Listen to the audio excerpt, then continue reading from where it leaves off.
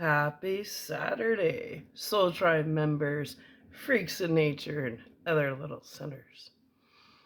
So I was playing around today and brainstorming a little bit. I was thinking about like the machine of evolution and culture and I ended up drawing some diagrams, but I found it actually I ended up going down this huge rabbit hole. So I'm going to take you down with me for fun. Why not? I don't really know. I just labeled it the machine of evolution. I'm not sure if that's the right title. It doesn't matter to me. However, my brain just started spitting out some information and I wrote it down, and let's see how you guys respond. So culture, and then my first little bullet there is way of lifestyles based on collective beliefs and ideas. That's what a culture is, I guess. This is just brainstorming. And then it went on to the next stage, and I wrote, throughout the process, many existing cultures discard many of those collective beliefs and ideas which were once fundamental to their culture's way of life, right? So this is kind of how evolution happens. I guess, can be, possibly. Just throwing the idea out there. So if you think of it that way of lifestyles based on collective beliefs and ideas, that's what culture is. Okay, so, and that depends a lot on where you live, climate, whatever else. So let's say way back when, right? Let's say the Aboriginal culture. They used to have these big rocks, and it'd be high up on a hill in the sun. The sun would beat on it all day. And that was how they cooked their bread. They would make their like bannock dough and walk up to, and this is like tradition, their culture, way back in the day before ovens and all that stuff. So the women would walk up with their dough to up the hill to where this big boulder was that the sun was shining on all the time, and that's how they would cook their bread. So the Aboriginal culture back then, right? Well, they would want to make sure that they're close to hills with big boulder on it at least, because that would be the community oven kind of, the community stovetop somewhat, right? So, and then throughout the years and evolution, throughout the process, many existing cultures discard many of those collective beliefs and ideas which were fundamental to their culture's way of life. Well, obviously, as things evolved and people discovered fire or whatever, or let's just fast forward motion to when people actually had stoves. Well, that would be a discarded fundamental idea to that culture, because people aren't going up a hill to make bannock or bake their bread on, because now they have an oven. So that's how things change, right? Evolution is like this big symbiotic gear almost, okay? So then, as old ways discard, okay, fundamental ways, and new accommodating ways are invented, created to update the program within, okay? because it was a program that you went up the hill to the big boulder in the sun, Major Bannock. And that was programmed for eons, right? And then, as time went on, the program switched because now people are no longer in teepees. They're in a home with a stove. So there's a new program, right? Make your dough and put it, do what you gotta do. But the program changed. That's why I say we're self-programming programs, and you get stuck on a level when you get stuck in a program and you don't upgrade yourself, right? Okay. So then now you've discarded certain aspects of your culture that are no longer applicable, okay? And then we go into a new spiritual impulse appropriated through discontent. Okay, so now that would be like discontent, oppression, and rebuking really old beliefs. Like walking up the hill to, like, sure, there's still the boulder on the top of the hill and you could go and make bread, but you live in your home and you have an oven, so you're just going to put bread in there, right? So then there's new spiritual impulses appropriated, okay, through discontent, oppression, and rebuking old beliefs. Well, this discontent to walk up that hill when you can just put in your oven, right? It's an old belief. Yet maybe your granny or whatever, she's still walking up that hill and cooking her bread on that rock because her grandma did it, her grandma's grandma did it. So she's going to keep doing that because she's programmed. That's her program. Okay. So as you recycle out those old ideas, not everybody does. Granny doesn't want to update her program. So Granny's not going to update her program, but her great grandkids, they're not going up that hill to make bread. They're probably putting it in the microwave these days. I wouldn't know. I don't own a microwave. No. Yuck. And then you adopt new ideas needed for further motion, mental and emotional development. And that will, okay, so new ideas create further motion, and the further motion, it further develops your mental and emotional everything's aspects of yourself. Okay? And that's evolution. So now we go down. So we went into culture. That's the evolution of the culture, right? Now, let's go down of the evolution from child and parent and how things evolve over time and generations and whatever, right? Okay. So let's go down, and I have the next one, which says generations. Okay. So take the culture nature that we just discussed. And the child, right?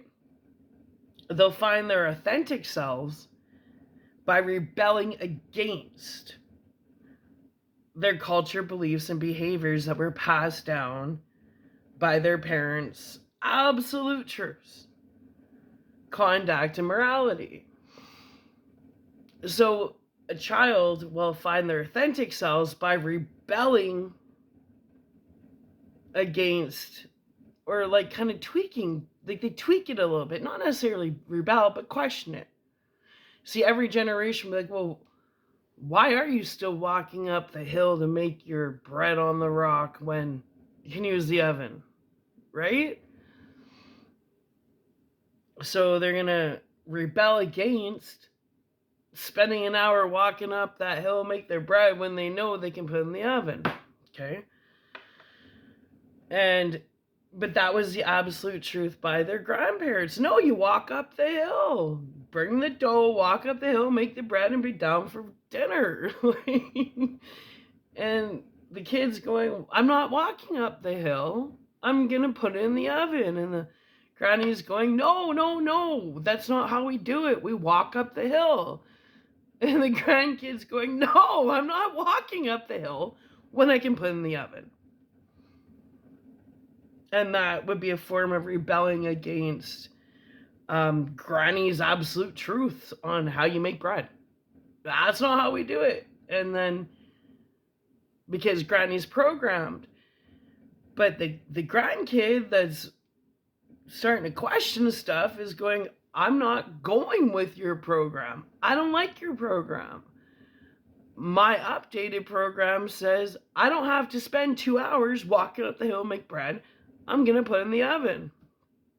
Okay. I'm going to keep on with the bread analogy. So through trials, tests,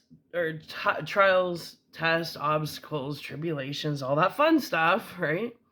That aids in the child, the young adult, whatever, the grandchild, that generation, developing a broader mind and mature feeling responses. So their broader mind is, I'm not talking to grandma about making bread no more, because her program and my program, they're not aligned. Back to alignment, right? Okay. And that goes into your, where it says trials, tests, oh my God. Trials, tests, obstacles, tribulations, aids in developing a broader mind and mature feeling responses. So a mature feeling response is, I'm not even going to tell Granny that I'm making bread today, because we're not in alignment with how we feel about making bread. If I tell Granny, I know I got to go there for dinner and bring bread, well, I'm not going to call Granny and say, well, I'm making bread for dinner, because I know Granny's going to say, well, make sure you go up to the hill and take it to the rock, cook it the right way. And then you're going to go, I don't want to do it that way, Granny, I'm going to do it in the oven. And it's just the two programs that are oil and vinegar. So mature feeling response is, the grandkid's not going to tell Granny, they're just going to bring bread. And then maybe for fun, they're going to bring bread, but maybe just when they make bread at home, they'll throw it in the oven, because line doesn't feel good. If you're going to bring bread to Granny's house for dinner, walk up that stupid hill and make the bread the traditional way. And then when Granny asked, you say, yeah, I walked up the hill and made bread for dinner, Granny. And that's a mature response. And everybody's belief system becomes their reality. So if Granny wants to believe that you go up that hill every second day to make bread, well, that's what Granny wants to believe. But don't lie to Granny, 1. And 2, omit making bread from your conversation with Granny, because her program and your program are 2 different programs. Okay? So now you found a mature response on how to deal with Granny and the bread. So then the gear shifts a little more as you evolve. Get a little older, right? And then it goes into personal modifications made by changes in social intellectual environments. Personal modifications made by changes in social and intellectual environments. I wouldn't call this so much intellectual, because I am anti-microwave. But everybody's most people press the easy button these days. I mean, in the restaurants, we used to call the microwave the unpaid cook. That's pretty sad. But anyway, so you go personal modifications made by changes in social, intellectual environments. Like I said, I'll take the intellectual out of that. But that's where the microwave comes in. Now, I knew a chick that was probably 15 years older than me named Laura back in Medicine Hat. And I am so anti-microwave. I'm not going to use the name, but somebody I was with, we had a code where if we put mustard on our plate, it was to tell the other person, don't eat this, it tastes like shit. Well, unfortunately for Laura, when she was in high school, she told me that home economics was actually teaching how you cook everything with a microwave. And this girl, she cooked everything with a microwave, and it was like, remember watching her make chili in the microwave? I was like, oh God, I gotta go home. You know, and you're not saying no when you're invited for dinner, but you're like, shit. Man. Gross. But anyway. So if we go to personal modifications made by changes in social, intellectual environments, well, in her mind, because she was, I don't know, she probably maybe 20 years older than me, who knows? But in home economics, they were taught how to cook with a microwave. So go from granny going up the hill, taking an hour stroll, taking 3 hours to make bread for dinner. Okay. So granny's program is, no, you make your dough, you walk up the hill, you go to the rock in the sun, and you cook your bread on the rock. That's granny's program. Grandchild's program is, no, I'm going to make my dough, I'm going to put it in my oven, and I'm going to make bread. Outside of the family, the environmental program that the person is witnessing, the grandchild whose grandma walks up a hill and make bread, is that they're seeing people make bread in the microwave. And that's a whole different program. Okay? Now, it becomes full circle again. Because after this whole process of, maybe you grew up making bread on the rock, then you move out on your own, you're like, no, I'm not making bread on a rock, I'm going to use my stove. But then your friends are making bread in the microwave. Now you're coming full circle. The enlightened and lazy person, hopefully, has a refined acceptance of what was once rebelled against as naive childhood beliefs. Because now that that person has had to eat microwave bread, they're daydreaming about the taste of grandma's bread that she made on that hill in the sun. And actually, it's the comparison of experiencing grandma's traditional bread with Laura's microwave bread that actually makes the grandchild appreciate grandma's bread so much more, and actually makes that grandchild want to go up to that hill and make that bread, because the comparison, the contrast. See, the contrast between, well, the grandchild, as they're mentally developing and maturing, is they don't taste the difference between grandma's bread on the rock and their bread in the oven. They're not tasting that difference. There's a difference. I remember I used to go to summer camp, Camp Encounter. It was like Christian camp, and every summer as a kid, and we used to make bannock over the campfire. They would make the dough, we would wrap it around the stick, cook it in the fire, and it's amazing. Now, I've tried to make bannock at home in the stove, fry it up. I still remember that bannock from Camp Encounter where I'm like, over the campfire, right? So, in the end, the mature mind, right? The mature mind, stop, is never going to program themselves to make microwavable bread. Not even an option. That's not even going to be programmed ever. But the mature mind is going to carry that tradition on because they're refined and they know that there's nothing that compares to grandma's bread made on that hot stone on that hill. So then you're going to bring that culture with you because it's going to be so important to you when you take your family camping on those camping trips that hopefully people still do. I don't like glamping. You got to go and sleep on the ground and get grounded in a tent and go camping, not glamping. That's so stupid when I see people with these houses on wheels and they have a flat screen and everything. I'm like, why'd you leave your house, you moron? Connect with nature.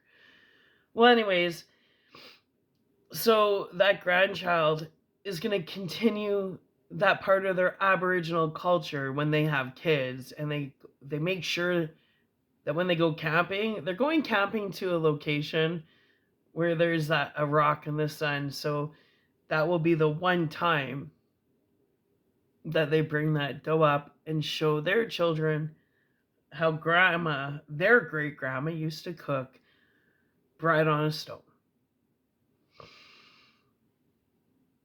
So that's what we call updating an old program, right? And now grandma's long gone, long gone on a whole different realm of existence. But grandma's spirit lives on through the grandchild, through the great-grandchild. And that's how you keep your culture, right? You update your programs, but don't eliminate those programs altogether that come from your grandparents and your great-grandparents. Refine them. And you know, if it's something like walking up a hill to make bread on the Sun Rock, you don't do it every day, but that's where tradition comes in. And that's where honoring the ancestors come in. Sure, you can bring a loaf of bread when you go camping and, not even bring dough. You just got bread. Or you make it that sacred time that you honor your granny. You take, and you actually, that's one of those things where you're making sure your dough is ready before you leave because it's so important. And that's how Granny's spirit lives on, right? So anyways, I thought that was kind of cool. I'm going to call it the machine of evolution. And I really think, there's so much amazing little things that our great-grandparents and our grandparents did. And it doesn't mean you have to do it daily like they did, but to honor that tradition and kind of keep it going, like making homemade pasta. My grandma, there was no such thing as store-bought pasta. I remember standing on a stepping stool like 3 years old and hand cranking the pasta with grandma, and it's some of my best memories. Right? Which is funny because I have a pasta maker that attaches to my KitchenAid. And when I make it with the KitchenAid, it doesn't taste the same. It's not the same as, I remember my grandma going, tesoro, it's a 3 eggs and a 3 cups of flour. And, I remember her telling me half an eggshell of oil. Yeah, sure, grandma. And she'd always measure in the eggshell. I'm telling you, if I didn't measure in the eggshell, it was off. It was like there was those little secrets, right? Only grandma knew. But she would do it the old school way, and then eventually you can put all the stuff in a food processor. It makes great dough. But grandma, nope. Making pasta was a messy situation.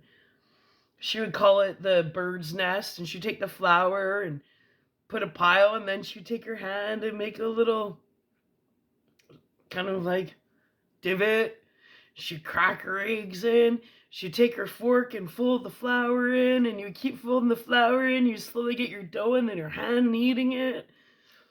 And then you're putting it through every little, with the pasta maker, you switch it. It goes from thicker to thin, and now you're flattening it out.